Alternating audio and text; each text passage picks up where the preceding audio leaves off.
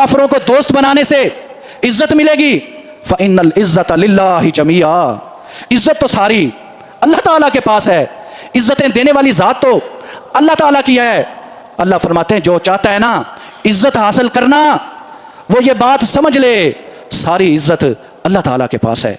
अगर आप इज्जत हासिल करना चाहते हैं तो आजिज बन जाएं, झुक जाएं, फर्मा बरदार हो जाएं, अल्लाह के करीब हो जाएं, नबी सल्लल्लाहु अलैहि वसल्लम के करीब हो जाएं, अल्लाह ताला आपको इज्जत देगा। नबी करीम सल्लल्लाहु अलैहि वसल्लम यही तो फरमा रहे हैं। मैं कसम उठा के कहता हूँ, जो बंदा मुआफ़ कर देता है अल्लाह ताला उसकी इज्जत में इजाफा ही करते हैं। वो इजाफा कैसे होता है? नबी करीम सल्लल्लाहु अलैहि वसल्लम ने उसकी भी वजाहत फरमाई। आपने फरमाया अल्लाह ताला जिस बंदे से मोहब्बत करते हैं, प्यार करते हैं, उसकी इज्जत लोगों के दिलों में बनाना चाहते हैं। अल्लाह ताला चाहते हैं लोग भी इसकी इज्जत करें, लोग भी इससे मोहब्बत करें, लोग भी इससे प्यार करें, लोग इसको प्रोटोकॉल दें, इसका ख्याल रखें। क्या फरमाया नबी करीम सल्लल्लाहु अलैहि वसल्लम ने? अल्लाह ताला जिब्राईल से कहते हैं, अल्लाह ताला हज़रत जिब्राईल अलैहिस्सलाम से कहते हैं, सैयदुल मलाइका हज़रत जिब्राईल अलैहिस्सलाम, अल्लाह ताला जिब्राईल से कहते हैं मैं इस बंदे से मोहब्बत करता हूँ, तू भी इससे मोहब्बत कर, और इसकी मोहब्बत जो दुनिया में मेरे बंदे हैं उनके दिलों में भी डाल दे, वो भी इससे मोहब्बत करें। यूँ मोहब्बत पैदा होती है। अगर आप चाहते हैं हकीकी तौर पर अल्लाह ताला के मुहिब बन जाएं, आपका मुआशरे में मुकाम हो जाए, लोग आपको रिस्पेक्ट दें, तो अल्लाह के लिए झुक जाएं, अल्लाह के लिए आजिज़ हो जाएं, अल्लाह ताला के लिए मुआफ़ करना सीख लें। हज़रत यूसुफ़ अलैहिस्सलाम मुआफ़ ही तो किया था। यूसुफ़ अलैहिस्सलाम के साथ भी तो जुल्म हुआ था ना। इससे बड़ा कोई जुल्म हो सकता है जो हज़रत यूसुफ़ अलैहिस्सलाम के साथ हुआ? आज लोग समझते हैं माइट इज़ राइट, लोग कहते हैं जिसकी लाठी उसकी भैंस। ये जो जुमला है ना वक्ती तौर पे तो सही हो सकता है, जिसके पास इक़्तिदार है, जिसके पास कुव्वत है, जिसके पास ताकत है, वक्ती तौर पर तो वो ताकतवर हो सकता है, गासिब हो सकता है, चीज़ें छीन सकता है, लेकिन दायमी नहीं हो सकता। अल्लाह ताला का ये असूल नहीं है। अल्लाह ताला का असूल है राइट इज़ माइट। हमेशा जो सच्ची चीज़ होती है वही कामयाब होती है, हक जो है उसी ने गालिब आना होता है। फिर जिसकी लाठी उसकी भैंस नहीं होती, अल्लाह ताला की लाठी बेआवाज़ होती है, फिर अल्लाह ताला की लाठी चलती है। हज़रत यूसुफ़ अलैहिस्सलाम को ख़त्म करने की कोशिश की गई। ख़त्म करने वाले भी अपने थे, सगे भाई थे, एक बाप से पैदा होने वाले थे। उन्होंने ख़त्म करने की कोशिश की। हज़रत यूसुफ़ अलैहिस्सलाम को ये जो मुआफ़ करना है ना, ये सबसे पहले तो नबियों की सिफ़त होती है। नबियों सोचे ना हज़रत यूसुफ़ अलैहिस्सलाम पे कितना जुल्म हुआ। बाप से दूर किया गया, कुएं में फेंका गया, मिस्र के बाज़ार में पहुँचे, उस वक़्त का जो वज़ीर है उसके घर में पहुँचे, जेल में पहुँचे, जेल में रहे, कितना मुश्किल वक़्त गुजरा है। और आखिरकार जब अल्लाह ने इज़्ज़त दी है, अल्लाह ने फ़तह दी है, वो कैद पड़ गया है, वही भाई गल्ला लेने आए हैं, पहचान लिया है हज़रत यूसुफ़ अलैहिस्सलाम ने। कितना जुल्म किया है भाइयों ने, लेकिन क्या कहा यूसुफ़ अलैहिस्सलाम ने?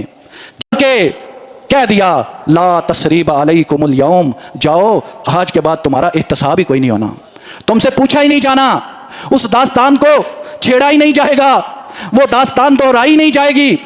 तुमने जुल्म तो बहुत कर लिया, लेकिन मैं तुम्हें मुआफ़ करता हूँ। यही काम नबी करीम सल्लल्लाहु अलैहि वसल्लम ने फ़तह मक्का के मौके पर किया था। कितना जुल्म किया अपनों ने, बेगानों ने, रिश्तेदारों ने। मक्कातुल मुकर्रमा आपकी जाए पैदाइश 13 साल तक जब आपने नबूवत का दावा किया, उसके बाद कितना जुल्म है, वो जुल्म की लंबी दास्तानें हैं जो मैं आपको सुना चुका हूँ। मक्के का कौन सा घर है जहाँ जुल्म नहीं हो रहा?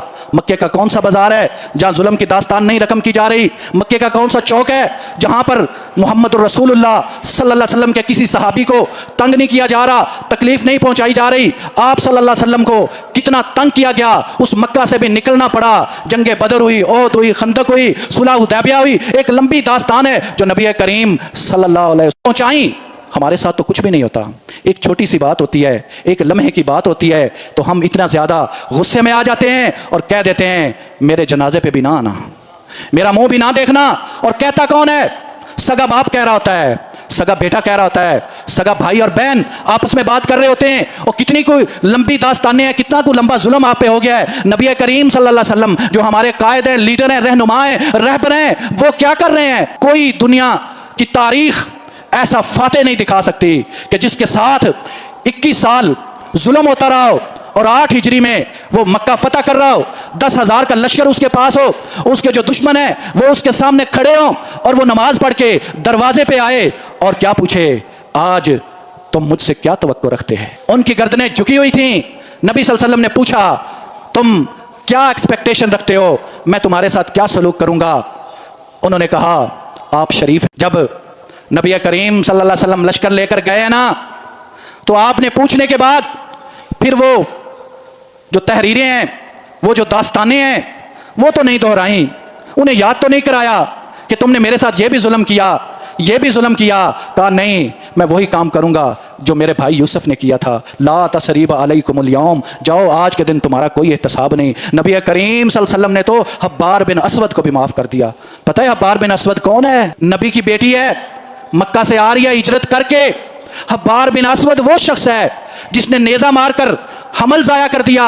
फतह मक्का के मौके पर नबी करीम सल्लल्लाहु अलैहि वसल्लम कह रहे हैं, ये आदमी हैं, ये गुलाफ़े काबा भी पकड़ लें, इनको माफ़ नहीं करना। उनमें हब्बार बिन असवद भी है, लेकिन जब ये भी आकर माफ़ी मांगता है, इस्लाम कबूल कर लेता है, नबी करीम सल्लल्लाहु अलैहि वसल्लम तो इसको भी माफ़ कर देते। इससे बड़ा कोई लीडर दुनिया में पैदा हो सकता है? इससे बड़ा कोई कायद आ सकता है? इससे बड़ा कोई फातेह आ सकता है?